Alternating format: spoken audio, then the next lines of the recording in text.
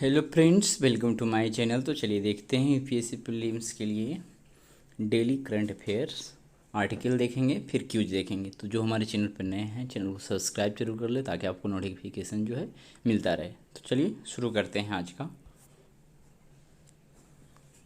क्या है कि खगोलविदों ने न्यूट्रॉन तारे और एक रहस्यमय पिंड के बीच विलय से उत्पन्न पहले गुरुत्वाकर्षण तरंग संकेत का पता लगाया है। तो देखते हैं आखिर है ये क्या। कर इस विलय को आधिकारिक तौर पर GW 230-529 नाम दिया गया है। इसका पता 2023 में लिगो बिर्गो कागरा सहयोग द्वारा लगाया गया था। इस गुरुत्वाकर्षण तरंग की उत्पत्ति दो निम्नलिखित पिंडों के विलय से हुई है। न्यूट्रॉन तारा, इसका निर्माण तब होता है जब किसी विशाल तारे का ऊर्जा स्रोत खत्म हो जाता है और वह विखंडित हो जाता है।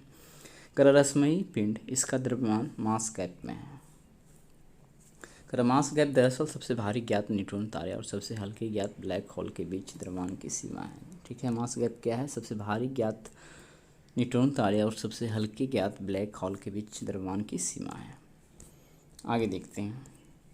गुरुत्वाकर्षण तरंग अंतरिक्ष में दो विशाल पिंडों के आसपास आपस में टकराने से उत्पन्न होती है। ठीक है, गुरुत्वाकर्षण तरंग अंतरिक्ष में दो विशाल पिंडों के आपस में टकराने से उत्पन्न होती है। ये तरंग स्पेस एंड टाइम में लहर पैदा करते हुए स्रोत से दूर सभी दिशाओं में गति करती हैं। ये अति प्रबल व ऊर्जावान तरंगे हैं। अल्बर्ट आइंस्टीन ने 1915 में अपने सापेक्षता सिद्धांत में इनकी भविष्यवाणी की थी। यह सिद्धांत 1916 में प्रकाशित हुआ था। ये तरंगे प्रकाश की गति से चलती हैं। इनकी उत्पत्ति प्रलयंकालीन घटनाओं जैसे ब्लैक होल्स के टकराव, तारों के जीवन काल के अंत में होने वाले विस्फोट, न्यूट्रॉन तारे के टकराव इत्यादि से होती है। गुरुत्वाकर्षण तरंगों का पहली बार 2015 में laser interferometer gravitational wave observatory वेधशाला में पर्यवेक्षण किया गया था। गुरुत्वाकर्षण तरंगों का निम्नलिखित महत्व है। ये अपनी उत्पत्ति के बारे में जानकारी भी प्रदान करती हैं। इनके माध्यम से गुरुत्वाकर्षण की प्रकृति का पता लगाया जा सकता है। गुरुत्वाकर्षण तरंगें ब्रह्मांड के उस हिस्से के बारे में जानकारी प्रदान कर सकती है जिसका पता विद्युत चुंबकीय तरंगों के माध्यम से नहीं लगाया जा सकता है। लिगो के बारे में। वर्तमान में लिगो में दो इंटरफेरोमीटर होते हैं। प्रत्येक इंटरफेरोमीटर की 4 किलोमीटर लंबी दो भुजाएं होती है। ये भुजाएं हेलाकार में व्यवस्थित होती है। ये उपकरण गुरुत्वाकर्षण तरंगों का पता लगाने के लिए एंटीना के रूप में कार्य करते हैं। इसमें संतुलित उच्च शक्ति वाले लेजर, सटीक क्षमता वाले दर्पण, ultra quite vibration isolation system और परिष्कृत सोपानिक फीडबैक प्रणालियाँ शामिल है। लिगो इंडिया निर्माण US नेशनल साइंस फाउंडेशन के साथ एक समझौता ज्ञापन के तहत परमाणु ऊर्जा विभाग तथा विज्ञान और प्रौद्योगिकी विभाग संयुक्त रूप से करेंगे। इसे महाराष्ट्र में स्थापित किया जाएगा। यदि आगे देखते हैं तो माउंट एटना ज्वालामुखी में दुर्लभ वॉल्केनिक वॉर्टेक्स रिंग्स दर्ज किए गए। गौरतलब है कि वॉल्केनिक वॉर्टेक्स रिंग्स को ज्वालामुखीय धुएं के छल्ले भी कहा जाता है। ये छल्ले ज्वालामुखी में बने क्रेटर में सर्कुलर वेंट के जरिए जलवाष्प जैसी गैसों के बाहर निकलने के दौरान बनते हैं। वास्तव में इस परिघटना में ज्वालामुखी क्रेटर से धुआं ऐसे निकलता है जैसे कोई व्यक्ति सिगरेट के धुएं से छल्ले बनाता है। माउंट एटना दुनिया का सबसे सक्रिय ज्वालामुखी है। यह सिसिली के पूर्वी तट पर स्थित है। साथ ही यह यूरोप का सबसे ऊंचा ज्वालामुखी भी है। यह भूमध्य सागर क्षेत्र के अत्यधिक सक्रिय विपर्तनी जोन में स्थित है। यह क्षेत्र मध्य महाद्वीपीय ज्वालामुखी बेल्ट का हिस्सा है। चलिए आगे देखते हैं। सक्रिय ज्वालामुखियों वाली अन्य बेल्ट हैं कर्म पैसिफिक बेल्ट यानी रिंग ऑफ फायर और मध्य अटलांटिक बेल्ट। भूमध्य सागर क्षेत्र में अत्यधिक सक्रिय विवर्तनिकी क्षेत्र क्यों है? यह क्षेत्र यूरेशियन और अफ्रीकी महाद्वीपीय प्लेट्स की अभिसरण सीमा पर स्थित है। साथ ही इस क्षेत्र में कई अन्य लघु विवर्तनिक प्लेट्स भी स्थित हैं। जब एक विवर्तनिक प्लेट दूसरी प्लेट के नीचे धंसती है और जहाँ भूपरपट्टी नष्ट होती है वह अभिसरण सीमा होती है। प्लेट्स के अभिसरण से समुद्र के पश्चिमी भाग में प्रविष्टन क्षेत्र क्षेत्र बनता है। इससे ज्वालामुखी का निर्माण होता है। प्रविष्टन क्षेत्र वह जोन है जहाँ पृथ्वी के दो विवर्तनिक प्लेट्स के बीच टकराव होता है और एक प्लेट दूसरी प्लेट के नीचे धंसकर मेंटल परत में जाकर पिघल जाती है। इस पिघली हुई प्लेट से ही मैग्मा बनता है। इस क्षेत्र में सागर के भीतर ज्वालामुखियों की श्रृंखलाएं बन गई हैं। कर इस क्षेत्र में स्थित कुछ महत्वपूर्ण ज्वालामुखी हैं, माउंट वेसुवियस, स्ट्राम्बली आदि।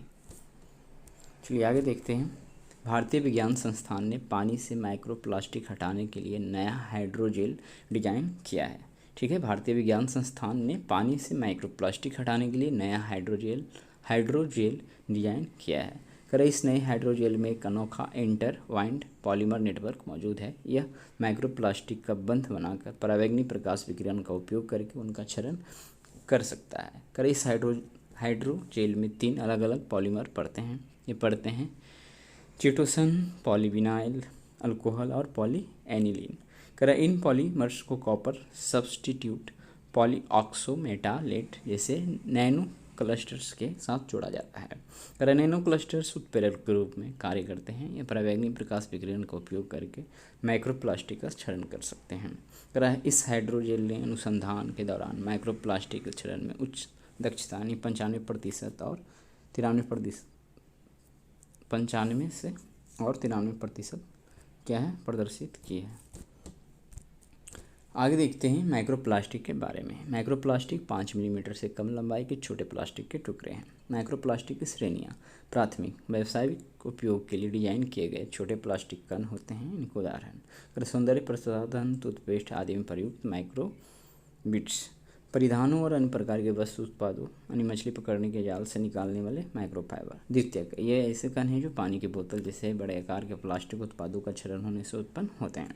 कर इनमें क्षरण पर्यावरणीय कारकों की वजह से होता है। ये कारक सूर्य के विकिरण और महासागरीय लहरों के प्रभाव में आता है। यहाँ पे द्वितीयक क्या ऐसे कण हैं जो पानी की बोतल जैसे बड़े आकार के प्लास्टिक उत्पादों के क्षरण होने से उत्पन्न होते हैं। ठीक है, आगे देखते हैं क्या है माइक्रोप्लास्टिक के प्रभाव के बारे में देखेंगे। कर पर्यावरण पर प्रभाव।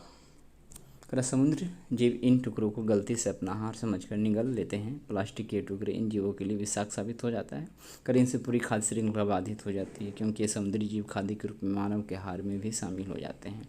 कर ये समुद्री लहरों के साथ बहते हुए अंटार्कटिका जैसे अति सुदूर क्षेत्र में पहुँचकर वहाँ के पर्यावरण को भी प्रदूषित कर रहे हैं। कर मानव स्वास्थ्य पर प्रभाव क्या पड़ेगा, तो जठरांत्रिय विकार, अंतःस्रावी ग्रंथियों को बाधित करने, सांस लेने में समस्या, एलर्जी आदि का कारण भी बनते हैं। ठीक है, चलिए आगे देखते हैं।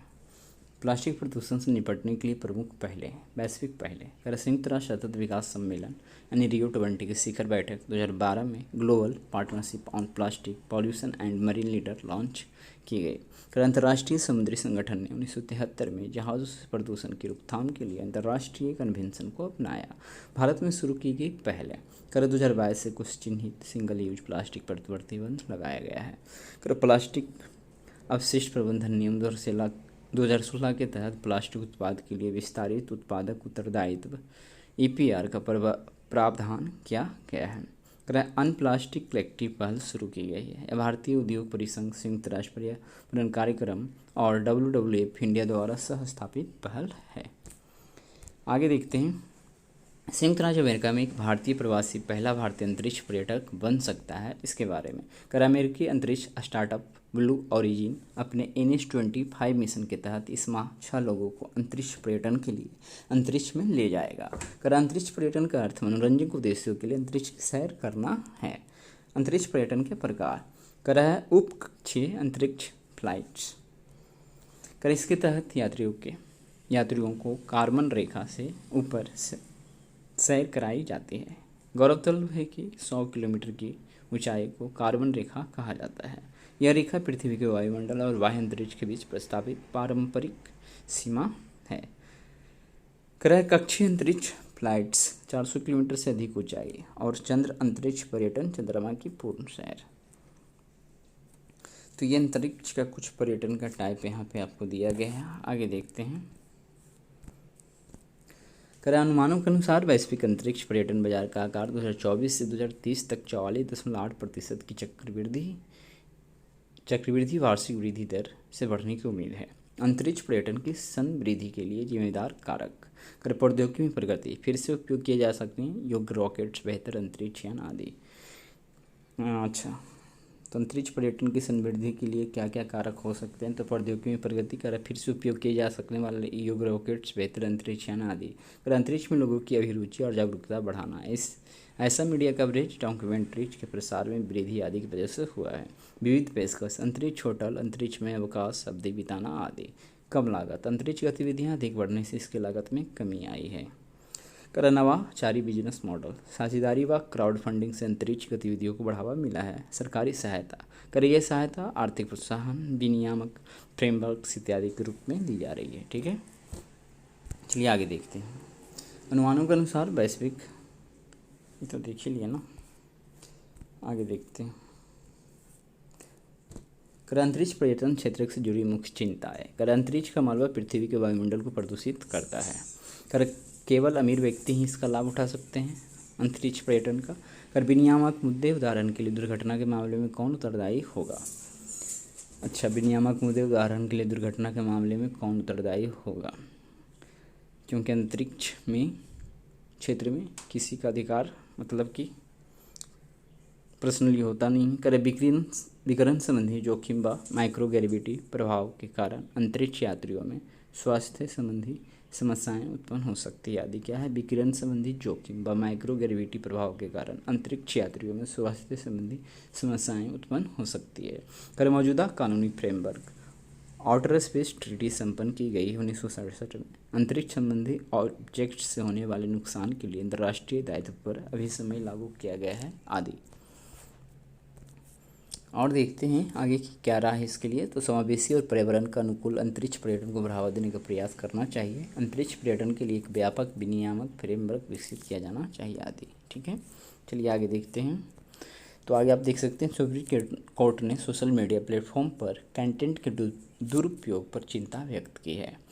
सुप्रीम कोर्ट ने सोशल मीडिया प्लेटफॉर्म्स और विचाराधीन मामलों के संबंध में तथ्यात्मक रूप से गलत और निराधार बयानों को पोस्ट एवं प्रसारित किए जाने पर चिंता जताई है। सोशल मीडिया के दुरुपयोग के कारण इंटरनेट के उपयोग में वृद्धि के साथ साथ ऑनलाइन प्लेटफॉर्म पर गुमनाम पोस्ट प्रसारित करने का चलन भी बढ़ गया है। इंटरनेट यूजर्स की संख्या काफ़ी बढ़ गई है। इंटरनेट उपयोग के बारे में कानून में अस्पष्टता है। उदाहरण के लिए कानून में सोशल मीडिया प्लेटफॉर्म्स की स्पष्ट जिम्मेदारी तय नहीं की गई है।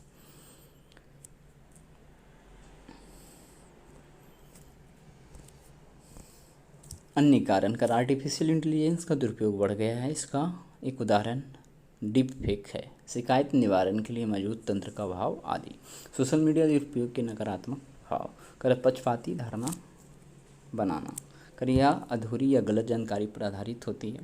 अत्यधिक ट्रोलिंग, यहाँ इसके जरिए किसी विषय के बारे में अनुचित जनमत बनाने का प्रयास किया जाता है। ठीक है, और भी देख सकते हैं, मानहानि और निजता का हनन, महिलाओं की फ़ोटो से छेड़छाड़ कर उनकी आपत्तिजनक फ़ोटो पोस्ट कर दी जाती है। रिवेंज पोर्न के तहत किसी प्राइवेट फ़ोटो या वीडियो वायरल कर दी जाती है। धार्मिक भावनाओं को ठेस पहुंचाई जाती है आदि। न्यायिक निर्णयों को प्रभावित करने का प्रयास, जन भावनाओं की आड़ में सोशल मीडिया के जरिए न्यायालय पर दबाव बनाने की कोशिश की जाती है। अन्य वेबनेस से फैलाना, वित्तीय धोखाधड़ी, हिंसा भड़काना आदि। सोशल मीडिया का दुरुपयोग रोकने के लिए सरकार द्वारा उठाए गए क्या क्या कदम हैं, थोड़ा देखते हैं। सूचना प्रौद्योगिकी यानी मध्यवर्ती दिशा निर्देश और डिजिटल मीडिया आचार संहिता नियम 2021 लागू किए गए हैं। सूचना प्रौद्योगिकी नियम 2021 के तहत PIB फैक्ट चेक यूनिट का गठन किया गया है। सरकार ने एडवाइजरी जारी कर मध्यवर्तियों के लिए प्रतिबंधित कंटेंट के बारे में यूजर्स को बताना अनिवार्य कर दिया है। सरकार ने अश्लील और आपत्तिजनक कंटेंट प्रसारित करने वाले OTT प्लेटफॉर्म्स पर प्रतिबंध लगाया है। आगे की राह, डीप फेक की पहचान करने वाली तकनीकों को बेहतर बनाने के लिए अनुसंधान एवं विकास में निवेश बढ़ाया जाना चाहिए। सोशल मीडिया के दुरुपयोग को रोकने के लिए सरकार, IT कंपनियों और नागरिक समाज संगठनों के बीच सहयोग बढ़ाने की आवश्यकता है। भारतीय निर्वाचन आयोग ने 2024 के आम चुनावों में पहली बार होम वोटिंग की सुविधा प्रदान करने की घोषणा की। तो ये क्या है, तो आयोग का यह कदम उसके आदर्श व कोई भी मतदाता पीछे ना छूटे के अनुरूप है। होम वोटिंग सुविधा के बारे में, इस सुविधा के अंतर्गत मतदान कर्मचारियों और सुरक्षा कर्मियों की देखरेख में मतदाता के घर से मतदान कराया जाएगा। इस दौरान मतदान की गोपनीयता का पूरा ध्यान रखा जाएगा। लाभार्थी 40% बेंचमार्क से दर्पित दिव्यांगता के तहत आने वाले दिव्यांग व्यक्ति तथा 85 वर्ष से अधिक आयु के वरिष्ठ नागरिक। तो बूथ पे ना जाने की ज़रूरत हो और विकलांग व्यक्ति और 85 बरस से अधिक व्यक्ति हो तो वो घर से ही वोट दे सकता है। तो कैसे देखते हैं आखिर क्या है। कह रहा है मतदान को समावेशी बनाने के लिए निर्वाचन आयोग द्वारा उठाए गए अन्य कदम। कह रहा आयोग ने जम्मू और उधमपुर में रहने वाले कश्मीरी विस्थापितों के लिए फॉर्म एम की बोझिल प्रक्रिया को समाप्त कर दिया है। तो फॉर्म एम के माध्यम से शायद ये वोट देते थे पहले। कर इससे उन्हें मतदान करने में आसानी होगी। आयोग ने स्वीप यानी व्यवस्थित मतदाता शिक्षा और चुनावी भागीदारी में दिव्यांगजनों को सम्मिलित करने का फैसला किया है। साथ ही आयोग द्वारा दिव्यांगजनों के मित्रों, परिवारों, मतदान अधिकारियों आदि को भी संवेदनशील बनाया जाएगा। कर प्रस्तावित बहु निर्वाचन क्षेत्र रिमोट इलेक्ट्रॉनिक वोटिंग मशीन करैया प्रवासी मतदाताओं को उनके मौजूदा निवास स्थान से अपने मत का प्रयोग करने में सक्षम बनाएगी। RVM कर डाक मत पत्र, ये सब कुछ गलती हो गया। कह रहा है यह डाक द्वारा मत भेजने की अनुमति देता है। निम्नलिखित व्यक्ति डाक द्वारा मतदान करने के पात्र होते हैं: विशेष मतदाता, सेवा मतदाता, इलेक्शन ड्यूटी पर तैनात मतदाता और मतदाता जो प्रिवेंटिव डिटेंशन के अधीन हैं। तो ये सब क्या है, डाक मत द्वारा अपने मत को भेजते हैं। ठीक है, चलिए आगे देखते हैं। प्रॉक्सी वोटिंग, इसके तहत पंजीकृत निर्वाचक अपने मतदान का अधिकार स्वयं द्वारा नामांकित प्रतिनिधि को सौंप सकता है। कर यह सुविधा केवल सेवा मतदाताओं के लिए उपलब्ध है। प्रॉक्सी वोटिंग कर सेवा मतदाताओं में शामिल है सशस्त्र बलों के सदस्य, किसी राज्य के पुलिस बल का ऐसा सदस्य जो उस राज्य के बाहर सेवा कर रहा हो। कर वह व्यक्ति जो भारत सरकार के अधीन भारत से बाहर किसी पद पर कार्यरत है। कर उस बल का सदस्य जिस पर सेना अधिनियम 1950 लागू होता है। तो ये सब सेवा मतदाताओं के अंतर्गत आते हैं। चलिए आगे देखते हैं डॉक्सिंग क्या होता है। कर इंटरनेट पर डॉक्सिंग घटनाएं बढ़ रहे हैं। डॉक्सिंग के बारे में देखते हैं। कर डॉक्सिंग शब्द ड्रॉपिंग डॉक्स डॉक्यूमेंट्स से लिया गया है। यह किसी अनधिकृत व्यक्ति द्वारा कोई प्लेटफॉर्म यानी सोशल मीडिया सहित पर यूजर्स की निजी जानकारी के संग्रह को व्यक्त करता है। कर इसके बाद अनधिकृत व्यक्ति इस निजी जानकारी का उपयोग यूजर को शर्मिंदा या लज्जित करने के लिए करता है। That is called doxing. कर डॉक्सिंग का संचालन पब्लिक डेटाबेस पर शोध करके, हैकिंग करके या सोशल इंजीनियरिंग के जरिए किया जाता है। डॉक्सिंग से बचने के उपाय। कर अपनी सोशल मीडिया सेटिंग्स एडजस्ट करनी चाहिए, मजबूत पासवर्ड का उपयोग करना चाहिए, राष्ट्रीय साइबर क्राइम अपराध रिपोर्टिंग पोर्टल पर घटना की रिपोर्टिंग करनी चाहिए आदि।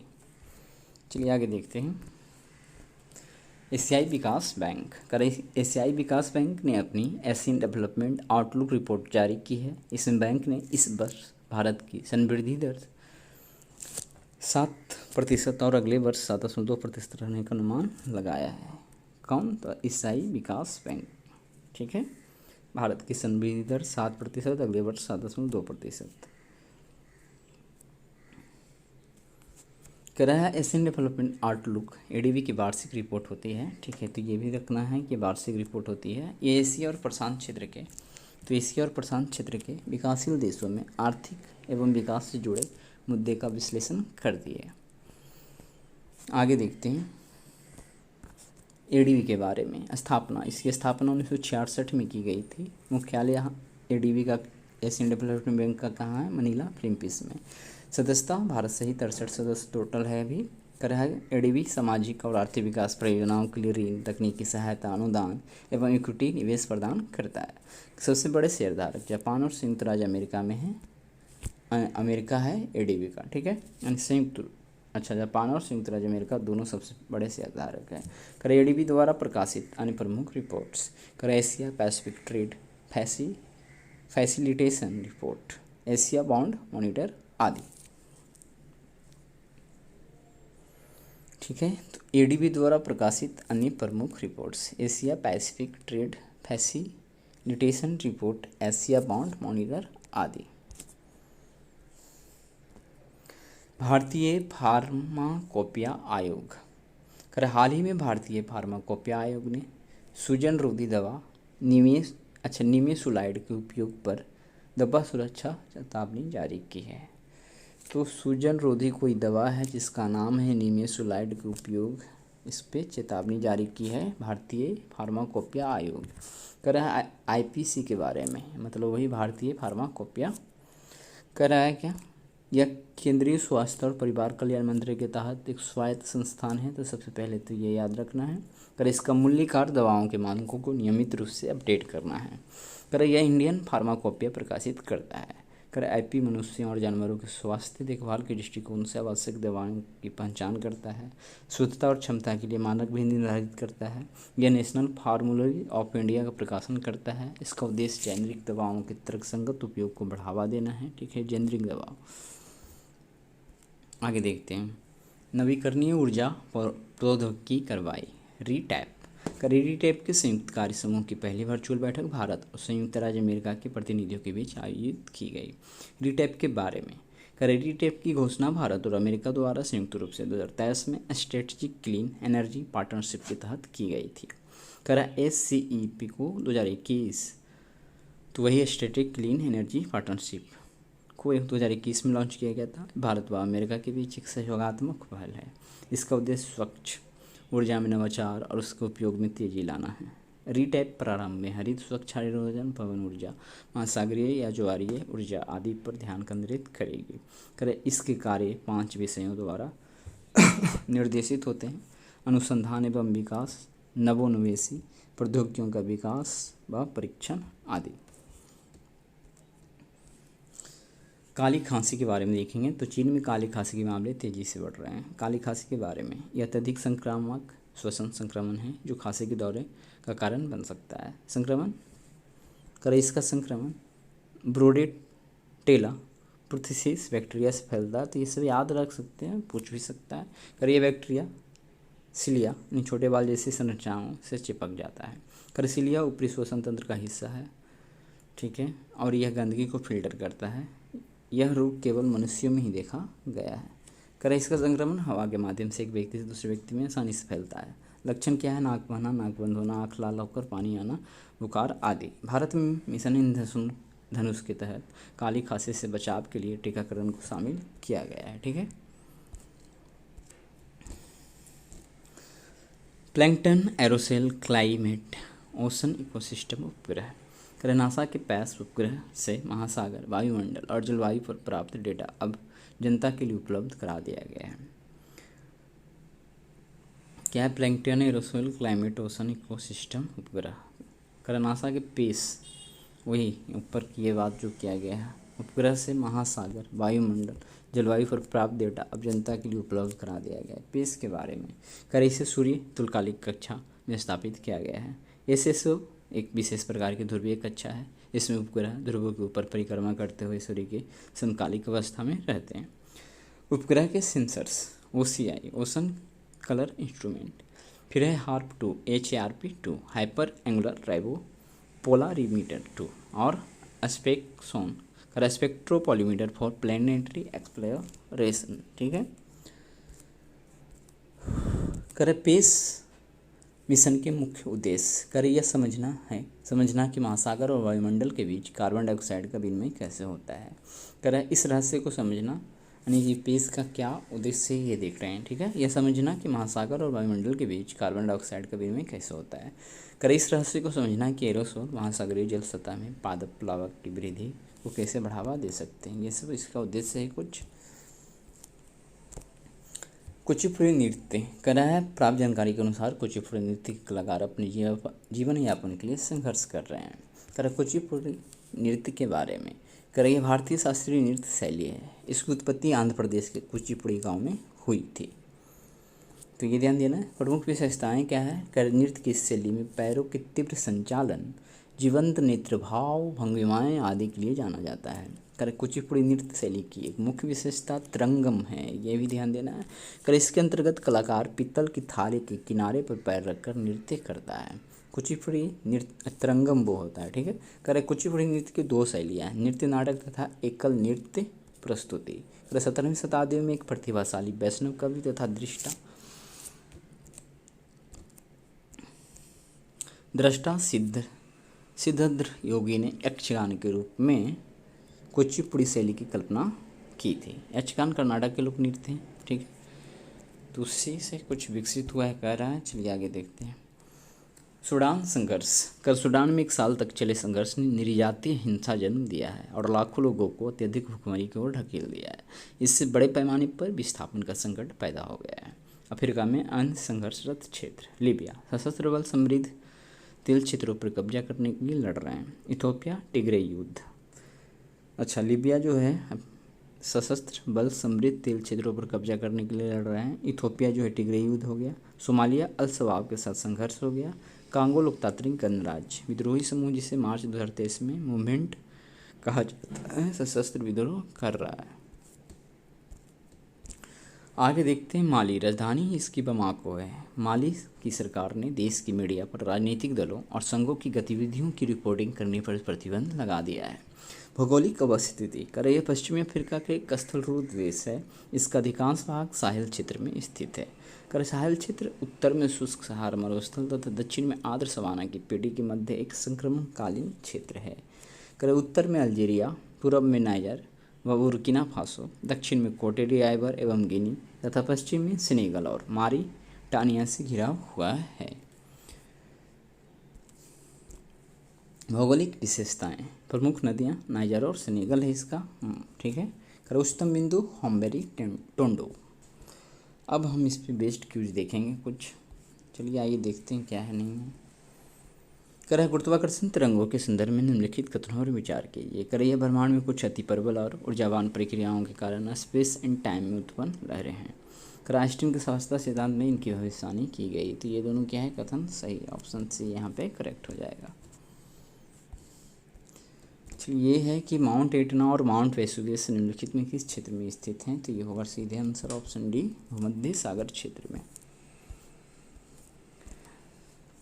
भारतीय फार्माकोपिया आयोग के संदर्भ में निम्नलिखित कथनों पर विचार कीजिए। तो ये रसायन नहीं, वो क्या था, स्वास्थ्य मंत्रालय से रिलेटेड कुछ था ना, तो ये तो गलत हो गया। इसका मूल्यकार दवाओं के मानकों को नियमित रूप से अपडेट करना है। तो ये दूसरा सही है, केवल 2 सही, ऑप्शन बी करेक्ट हो जाएगा। अक्सर सुर्खी में रहने वाला पर डॉक्सिंग किससे संबंधित है। तो ये साइबर खतरा से, ऑप्शन सी, ठीक है। डॉक्सिंग साइबर खतरा ही तो था, ऑप्शन सी। आगे माइक्रोप्लास्टिक के संदर्भ में निम्नलिखित कथनों पर विचार कीजिए। माइक्रोप्लास्टिक 5 मिलीमीटर से कम लंबाई के छोटे प्लास्टिक के टुकड़े हैं, ठीक है। तो पहला सही है। प्राथमिक माइक्रोप्लास्टिक प्लास्टिक की बड़ी वस्तुओं को टूटने से निर्मित होते हैं। तो ये हमने देखा, ये डिफिनीशन देखा था द्वितीयक माइक्रोप्लास्टिक न कि प्रथम में। तो ये दूसरा गलत है, तो केवल एक सही, ऑप्शन ए करेक्ट हो जाएगा। अब 2 है जो आपको बताना है, ठीक है। यहाँ देखना है डस्ट लीक। संयुक्त सैन्य अभ्यास का 5वां संस्करण भारत और के बीच आयोजित किया जाएगा। तो ये आपको बताना है, ठीक है। आगे है कि हिंद प्रशांत आर्थिक ढांचा पहल की शुरुआत किस देश के द्वारा की गई थी। Bharat, America, Japan, Australia option है। इसको भी आपको कमेंट में बताना है। तो ठीक है, आज हमने देख लिया, कुछ आर्टिकल देख लिया, कुछ क्यूज देख लिया।